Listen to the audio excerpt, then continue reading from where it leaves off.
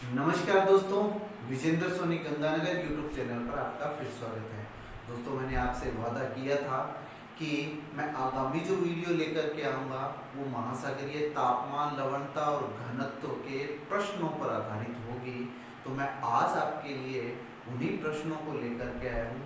आप copy pen हाथ में रखेंगे और एक एक प्रश्न को अच्छी तरह समझेंगे। यूजीसी नेट हो, चाहे आईएएस का एग्जाम हो, चाहे आरएएस का हो, चाहे व्याख्याता स्कूल परीक्षा हो, चाहे रीट का हो, कोई भी एग्जाम हो, ये सवाल पूछे जाते हैं कॉमन। इनमें से जो एक्सरसाइज हम करेंगे बड़ी इंपॉर्टेंट रहेगी। तो हम पहले सवाल की तरफ चलते हैं। पहला सवाल देख ले आप, लवणता के घटते क्रम में स्थापित कीजिए। ये मेरा प्रश्न है और उसमें मैंने एक नंबर में कैलिफोर्निया की खाड़ी दे रखा है, 2 नंबर पर भूमध्य सागर दे रखा है, 3 पर बाल्टिक सागर दे रखा है और इसके ऑप्शन है ए 1 2 3 इसी क्रम में है, बी 2 1 3 ये क्रम है, कि सी 3 1 2 ये क्रम है, या डी 2 3 1 ये क्रम है। तो इसको आप 1 सेकंड के लिए सोचें और अब हम इसको हल करते हैं। देखिए, जब मैंने आपको महासागरीय लवणता के बारे में बताया था तो ये सारे ऑप्शन उसके अंदर थे। अब ध्यान से देखें। सबसे पहले हम कैलिफोर्निया की खाड़ी की लवणता की बात कर लेते हैं। उसमें मैंने आपको बताया था कि कैलिफोर्निया की खाड़ी की लवणता 35 से 35.5 इसके बीच में रहती है। दूसरा, भूमध्य सागर ये प्राय बंद सागर है तो इसकी लवणता उच्च होगी। उच्च होगी, कितनी उच्च है? 37 से 39 के बीच में है। और बाल्टिक सागर की बात करें तो यहाँ नदियां आकर के गिरती हैं और ध्रुवीय क्षेत्र में है, लवणता कम होती है। कितनी कम है? ये 3 से 15% तक है। तो यदि हम इस ऑप्शन के अनुसार देखें तो पहले नंबर पर ये आएगा 2, फिर पहला 1 और फिर तीसरा ये।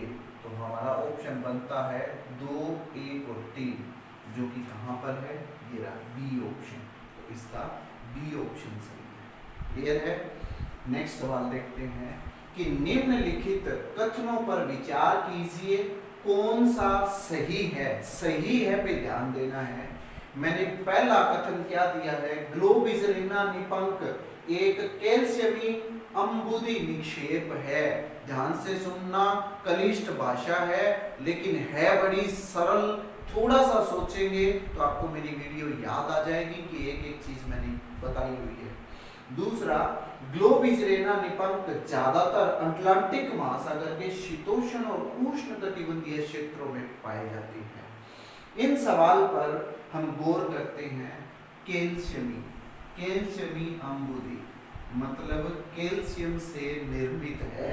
और कैल्शियम हमने जब ग्लोबिस्रेना, टेरोपोड और रेडियोलेरियन, डाइटम इनकी बात की थी तो हमने इनको 2 वर्गों में बांटा था। कौन से 2 वर्ग थे? एक तो था सिलिका प्रधान और दूसरा था चुना प्रधान। सिलिका के बारे में मैंने बताया था क्या? रेड डाई, याद होगा, रेडियोलेरियन। हालांकि जब इसकी बात की थी रेडियोलेरियन और डाइटम की, स्पेशली रेडियोलेरियन की, तब मैंने इनकी गहराई बताई थी 5000 फैथम। 5000 फैथम, शायद याद भी होगा आपको, वीडियो देखिए तो 5000 फैथम। इसका मतलब सिलिका प्रधान की गहराई ज्यादा होती है। दूसरा कौन सा है? डाइटम। लेकिन इसमें कैल्शियम की मात्रा नहीं है। कैल्शियम मतलब चूना, कैल्शियम कार्बोनेट, ये तत्व पाया जाता है। मतलब कैल्शियमी निपंक कौन सा हुआ? जो चूने से निर्मित है। और चूने से निर्मित मैंने दो चीजें बताई थी, कौन सी? ग्लोबिजरेना, ग्लोबिजरेना, और दूसरा कौन सा था? टेरोपोड, टेरोपोड। मैंने ये भी बताया था कि चूने में टेर डाल दे तो गल जाते हैं, ये ट्रिक भी बताई थी। तो ग्लोबिजरेना और टेरोपोड ये दोनों ही कौन से हैं? ये कैल्शियमी अम्बुदी निपंक कहलाते हैं। यहाँ पर ग्लोबिजरेना दिया है, इसका मतलब पहला कथन तो सही है, पहला कथन तो सही है। दूसरा, ग्लोबिजरेना निपंक ज्यादातर अटलांटिक महासागर के शीतोष्ण और उष्ण कटिबंधीय क्षेत्रों में पाए जाते हैं। मैंने ये बताया भी था वीडियो के दौरान कि 40 डिग्री N से 40 डिग्री S अटलांटिक महासागर में इसका निक्षेपण ज्यादा पाया जाता है। इसका मतलब ये कथन भी सही है। इसका मतलब कथन क्या हुआ कि 1 और 2 दोनों ही सही है। क्लियर है? तो ऐसे प्रत्येक प्रश्न को ध्यान से पढ़ना है, फिर उसका जवाब देना। अब करते हैं तीसरा प्रश्न। तीसरा सवाल क्या है? मिलान करो। मैंने यहाँ पर सूची 1 और सूची 2 दी हुई है। सूची 1 में मैंने पाइक्नोक्लाइन, थर्मोक्लाइन और हेलोक्लाइन, ये 1, 2 और 3 क्रमशः ऑप्शन दिए हुए हैं। और सूची 2 में ए में लवणता, बी में घनत्व और सी में तापमान दिया हुआ है। और इसके ऑप्शन ए बी सी है। सूची 1 के अनुसार सूची 2 को अरेंज करना है। बी का ऑप्शन ए सी बी है, सी का ऑप्शन बी सी ए है, डी का ऑप्शन सी ए बी है। तो इसमें हमने सही उत्तर स्थापित करना है। एक बार फिर देख लें आप। चलो अब करते हैं। देखिए ये पाइक्नोक्लाइन, थर्मोक्लाइन और हेलोक्लाइन मैंने वीडियो में बताया था कि तीनों 300 से 1000 मीटर की गहराई पर पाई जाती है महासागरों में। तीनों 300 से 1000 मीटर की गहराई पर पाई जाती है। यदि हम पाइक्नोक्लाइन की बात करें तो पाइक्नोक्लाइन हमेशा क्या बताता है? घनत्व बताता है। पाइक्नोक्लाइन घनत्व बताएगा। थर्मोक्लाइन हमेशा क्या बताता है?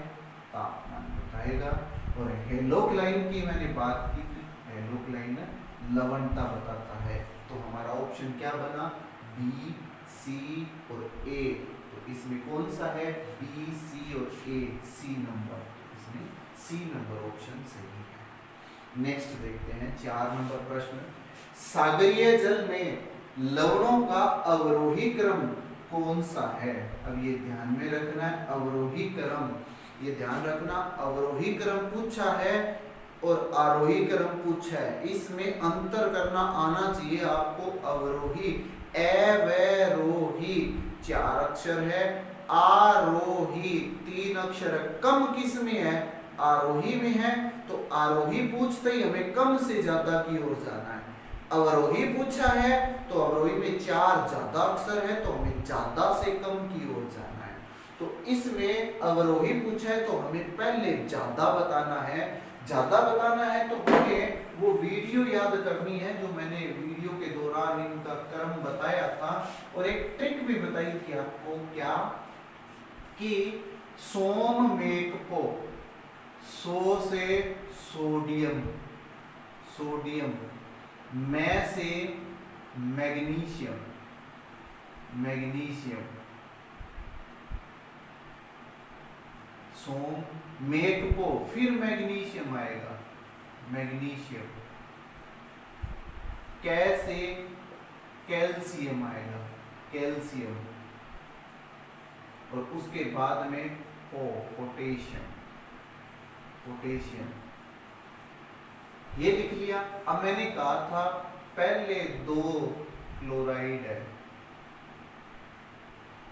पहले 2 क्लोराइड है और फिर 3 सल्फेट है, सल्फेट है। तो पहले पर कौन सा आ गया? Sodium chloride. दूसरे पर मैग्नीशियम क्लोराइड, तीसरे पर मैग्नीशियम सल्फेट, चौथे पर कैल्शियम सल्फेट, पांचवें पर पोटेशियम सल्फेट। क्लियर है? तो अब देखते हैं इसमें कौन सा है। पहले पर देखें सोडियम क्लोराइड कहां पर है, ये सोडियम क्लोराइड, मतलब इसमें पहला और दूसरा ऑप्शन नहीं है, इनको काट देना है। फिर 2 नंबर पर कौन सा आएगा, मैग्नीशियम क्लोराइड आएगा। तो मैग्नीशियम क्लोराइड इसमें कहां पर है, यहाँ पर है, या मैग्नीशियम सल्फेट है। तो हमें क्या देखना था, 2 नंबर पर मैग्नीशियम क्लोराइड देखना है। इसका मतलब हमारा सही ऑप्शन कौन सा है, सी ऑप्शन सही है, डी ऑप्शन हम गलत मान लेंगे, ये गलत है। क्लियर है? तो इस प्रकार आपने एग्जाम में भी ऐसे सवाल हल करने हैं, बहुत बार रिपीट होता है ये सवाल। नेक्स्ट देखते हैं सवाल नंबर 5 और 6। पांचवा सवाल, बिलापवर्ती निक्षेपों में शैवाल या काई से निकाले पदार्थ होते हैं और अधिकांशतः तरल पंख के रूप में होते हैं, उनको क्या कहते हैं? बड़ा इंपॉर्टेंट प्रश्न है, बार बार रिपीट होता है। तो आप यदि मेरी वीडियो में वो डिस्क्रिप्शन याद करेंगे तो आपको पता चलेगा कि मैंने नीला पंख के बारे में क्या बताया था। नीला पंख के बारे में ये बताया था कि ये लोहे के सल्फाइड होते हैं, सल्फाइड होते हैं, याद आया होगा आपको। तो इसका मतलब इसमें आयरन की मात्रा ज्यादा है, तो इसका मतलब ये यथा तरल पंख के रूप में पाना संभव नहीं है, पहला तो गलत हो गया। दूसरा, लाल मृत्तिका, ये होता क्या है, मृत्तिका नाम से ही पता चल जाता है कि ये तरल पदार्थ के रूप में नहीं होगा। अब बचे लाल पंख और ऊज। ऊज समस्त प्रकार के जितने भी मर्रे ने नीला, लाल और हरा ऊज बताया है उनको सम्मिलित रूप से ऊज कह देते हैं, तथा जो सिलिका और चूना प्रधान निक्षेपण है, जो जिसको कहते हैं पेलेजिक निक्षेप, उनको भी इसमें सम्मिलित कर लिया जाता है। तो ये भी सही नहीं है। अब क्या रहा, लाल पंख। लाल पंख किससे बनता है, लोहे के ऑक्साइड से बनता है, लोहे के ऑक्साइड से बनता है। और क्या विशेषता है कि ये शैवाल या काई में पाया जाता है और प्राय किस रूप में होता है, तरल पंख के रूप में होता है। तो इसका उत्तर कौन सा सही हो जाएगा, बी, लाल पंख। लाल मृत्तिका नहीं होगा, लाल पंख होगा। ये रहे।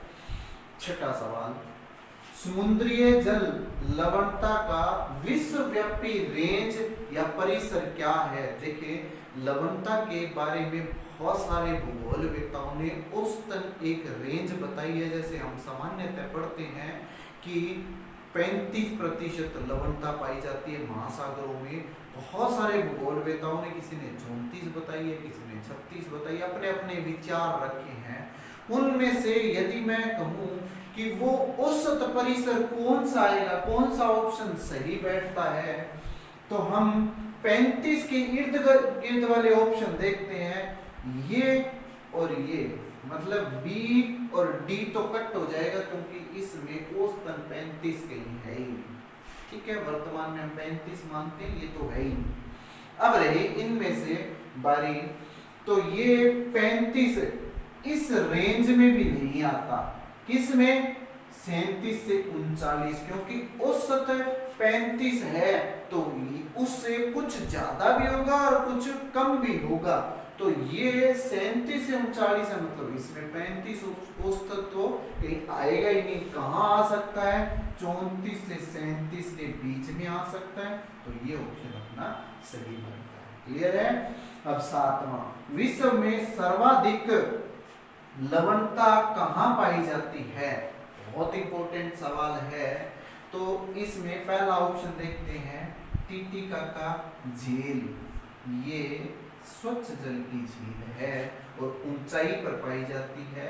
लवणता के संदर्भ में इसको सर्वाधिक के रूप में काट देंगे, ऑप्शन आते ही काट देंगे। मृत सागर की बात करते हैं। मृत सागर की लवणता यदि मेरी वीडियो से आपको याद आ रहा है तो 238% है। 238% इसमें लवणता है। विक्टोरिया झील की बात करते हैं। विक्टोरिया झील अफ्रीका में कहाँ? केनिया, युगांडा और तंजानिया के बीच में स्थित है। तंजानिया ये वो झील है जो श्वेत नील नदी का उद्गम माना जाता है। कौन सी? विक्टोरिया झील। श्वेत नील लवणता कम है, इसका मतलब स्वच्छ जल की है, मतलब 2% ही लवणता हो सकती है स्वच्छ जल में। नदी प्रवाह में लवणता कितनी? 2% थी। कैल्शियम की मात्रा 60% थी, तो इसका मतलब ये ऑप्शन भी गलत हो जाएगा। क्या रहा? वान झील।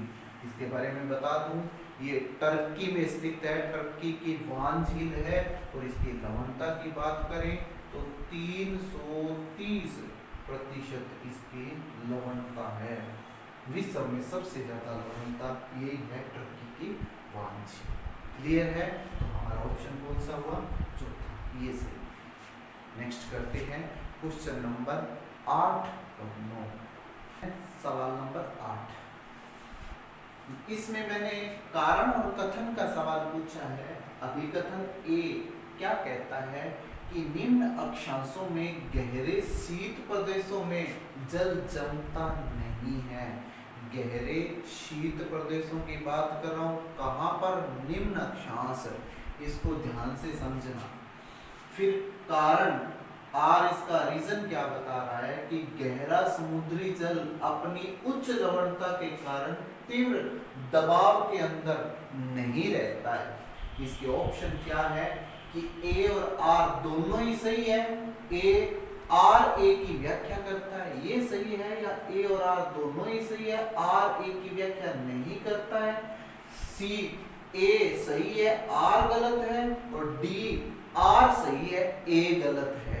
तो ये अपना प्रश्न है। इस प्रश्न का हम उत्तर जानते हैं क्या है। देखें, जब भी हम लवणता की बात करते हैं गहराई ऊर्ध्वाधर वितरण में, तब हमें 3 जोन देखने हैं। कौन से? तो निम्न अक्षांश। कौन सा हुआ निम्न अक्षांश? जो विषुवत रेखीय क्षेत्र है। मध्य अक्षांश कौन से हुए? 30 से लेकर के 60 वाले। और फिर उच्च अक्षांश कौन से? 60 से लेकर के 90 वाले। जब भी निम्न अक्षांश की बात करेंगे हम, तो निम्न अक्षांश में वर्षा की मात्रा ज्यादा रहेगी। विषुवत रेखीय क्षेत्र है, ज्यादा रहेगी, तो वहां सतह का जो लवणता का वितरण है वो सतह पर कम रहेगा, फिर कुछ गहराई में बढ़ेगा और फिर नेक्स्ट गहराई में वापस कम होता चला जाएगा। कहां पर? विषुवत रेखीय क्षेत्र की बात कर रहा हूं। जब हम मध्य अक्षांशों की बात करते हैं तो मध्य अक्षांशों में सतह पर ज्यादा होगा और गहराई पर अपेक्षाकृत कम होगा। क्लियर है? जब हम ध्रुवीय क्षेत्र की बात करते हैं तो ध्रुवीय क्षेत्र में क्या होगा? ध्रुवीय क्षेत्र में हमेशा सतह पर लवणता कम होती है, लवणता सतह पर कम होती है, और यदि गहराई में जाएंगे तो लवणता बढ़ेगी। अब इस प्रश्न में देखते हैं क्या कहता है कि निम्न अक्षांशों में गहरे शीत प्रदेशों में जल जमता नहीं है। ये तो सही बात है, ये तो सही बात है कि गहरे जब शीत प्रदेशों में जाएंगे, लवणता का जब विचलन आ रहा है तो संवहनीय प्रभाव उसको जमने नहीं देगा। ये सही है। फिर गहरा समुद्री जल अपनी उच्च लवणता के कारण कभी भी ये जमना और ना जमना, ये लवणता के कारण गहराई में संभव नहीं होता है। ये केवल किसके कारण होता है? लवणता के ऊर्ध्वाधर वितरण के कारण होता है, क्योंकि फिर जल क्या करता है?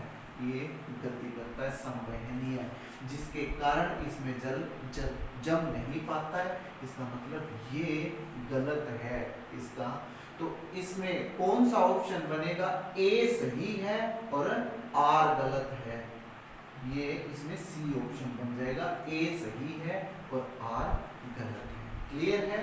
फिर 9वां सवाल कि उच्चतम लवणता कहाँ पाई जाती है। यदि इस प्रश्न के दौरान ही आपने ढंग से सुना है तो इसका उत्तर आपको मिल जाएगा। भूमध्य रेखीय क्षेत्र पर मैंने बताया नहीं होती है, शीतोष्ण कटिबंध में नहीं होती है, ध्रुवीय क्षेत्र में नहीं होती है। कहाँ होती है? अयनवर्ती क्षेत्रों में लवणता सर्वाधिक पाई जाती है, जिसका कारण भी मैंने बताया था कि यहाँ प्रतिचक्रवातीय स्थिति रहती है, यहाँ वर्षा कम होती है और यहाँ पर जो वाष्पीकरण की मात्रा है वो वर्षा की मात्रा से ज्यादा है, इसलिए यहाँ पर लवणता की मात्रा भी क्या रहेगी? उच्च रहेगी। फिर लवणता के अवरोही क्रम में स्थापित कीजिए। फिर अवरोही क्रम आया, फिर आपने ध्यान में रखना है कि पहले हमें उच्च बतानी है और सबसे लास्ट में हमें निम्न बतानी है अवरोही में। अब मैंने जो ऑप्शन दिए लाल सागर, रूम सागर और फारस की खाड़ी, यदि आपने मेरा वीडियो ध्यान से सुना था लवणता के वितरण का तो आपको इस सवाल का जवाब देने में जरा भी दिक्कत नहीं होनी चाहिए। मैंने एक ट्रिक बताई थी वहां पर, क्या? लाफरू मतलब लाल सागर, फारस की खाड़ी और रूम सागर। इसमें भी देखिए लाल सागर, फारस की खाड़ी और रूम सागर, तो ए, सी और बी कौन सा ऑप्शन हुआ? सी ऑप्शन हुआ, तो ये इसका ऑप्शन सही है। तो ये हमारे 10 सवाल हो गए हैं। आगामी 5 सवाल और आ रहे हैं जिनका उत्तर आप देंगे कमेंट बॉक्स में। पहला सवाल कौन सा है? पहला सवाल है कि नदियों में कैल्शियम व लवणता की मात्रा क्रमशः होती है, कितनी कितनी होती है? आपने कमेंट बॉक्स में जवाब देना है इसका। 12वां सवाल, कितने किलोमीटर लिखा है मैंने यहाँ पर, ध्यान देना, कितने किलोमीटर की गहराई के बाद ताप परिवर्तन नगण्य हो जाता है? ताप परिवर्तन उसके बाद में सामान्यतः होता नहीं है। ऊर्ध्वाधर ताप वितरण की बात की है मैंने यहाँ पर। 13वां सवाल, भूमध्य रेखा पर औसत तापमान व लवणता कितनी होती है? कितनी होती है ये आपने बताना है। क्लियर है? मैं भूमध्य रेखा की बात कर रहा हूँ यहाँ पर, प्रश्न ध्यान से पढ़ने हैं सारे। 14, महासागर में उच्चतम और न्यूनतम तापमान क्रमशः किन महीनों में होता है? मेरे वीडियो के दौरान सबके सवाल दिए हुए हैं मेरे। फिर 15वां सवाल, महासागरों की सतह का औसत तापमान कितना होता है? महासागर की सतह का औसत औसत तापमान परिवर्तन कितना होता है? तापमान परिवर्तन कितना होता है? ये सवाल का जवाब देना आपने। तो ये आज के 15 सवाल थे। इन 10 सवालों के जो मैंने जवाब दिए थे, उम्मीद है वो आपको अच्छे से समझ में आ गए होंगे। अब आपसे ये अपेक्षा है कि आप जो 5 सवाल पूछे हैं उनके बढ़िया जवाब कमेंट बॉक्स में देंगे। उम्मीद है मेरा वीडियो बड़ा पसंद आया होगा। यदि पसंद आया है तो इसे ज़्यादा से ज़्यादा लोगों तक शेयर करेंगे और इसे लाइक करेंगे।